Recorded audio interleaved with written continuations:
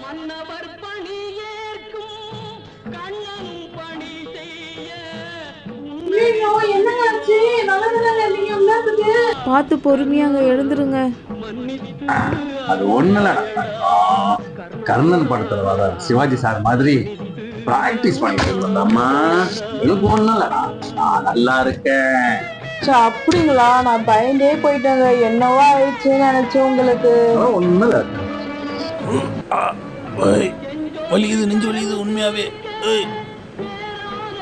வா, ஐயோ முடியல சாமி. வீழ்ந்தாயடா கர்ணா பஞ்சகன் கண்ணனடா சாமி முடியல, என்னால வலிக்குது. அப்படிதான் பண்ணுங்க. சூப்பர்.